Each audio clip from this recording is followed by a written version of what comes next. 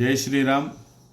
August 9వ తారీఖు శుక్రవారం, పంచమి, హస్త నక్షత్రం మూడు కలిసి వచ్చినటువంటి పర్వదిన సందర్భంగా ఆ రోజు ఏం చేయాలయ్యా అంటే, సంతానం కోసం ఎదురు చూస్తున్నవారు, వివాహం కోసం ఎదురు చూస్తున్నటువంటి వారు, అదేవిధంగా లక్ష్మీ కటాక్షం కోసం ఎదురు చూస్తున్నటువంటి వారికి చాలా అద్భుతమైనటువంటి అవకాశం.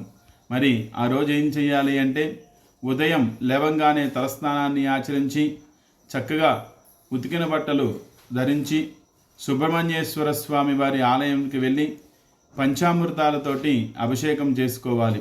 తర్వాత 108 నామాలతోటి పూజించిన తర్వాత కొబ్బరికాయ, పండ్లు నివేదన పెట్టుకుని స్వామివారికి హారతి సమర్పించి, మీరు దేని గురించి అయితే ఈ పూజను చేస్తున్నారో మనసులో సంకల్పించుకుని 108 సార్లు కానీ 54 సార్లు కానీ ఓం షణ్ముఖాయ నమః అనే మంత్రాన్ని జపం చేసుకోవాలి.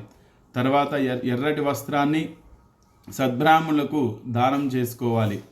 మరి లక్ష్మీ కటాక్షం కోసం ఏం చేయాలి అంటే, ఉదయం కానీ సాయంత్రం కానీ లక్ష్మీ అమ్మవారి పటము దగ్గర ఆవునేత్తోడి దీపం పెట్టుకుని అష్టలక్ష్మి స్తోత్రాన్ని, లలితా సహస్రనామ స్తోత్రాన్ని పారాయణ చేసుకోవాలి.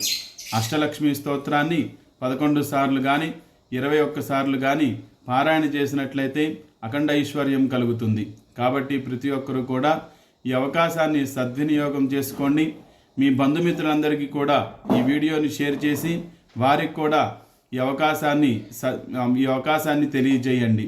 మరికొన్ని విషయాల కోసం మన ఛానల్ని సబ్స్క్రైబ్ చేసుకోండి. ఇంకా ఏదైనా సందేహాలు ఉన్నట్లయితే కామెంట్లో తెలియజేయండి. జై శ్రీరామ్.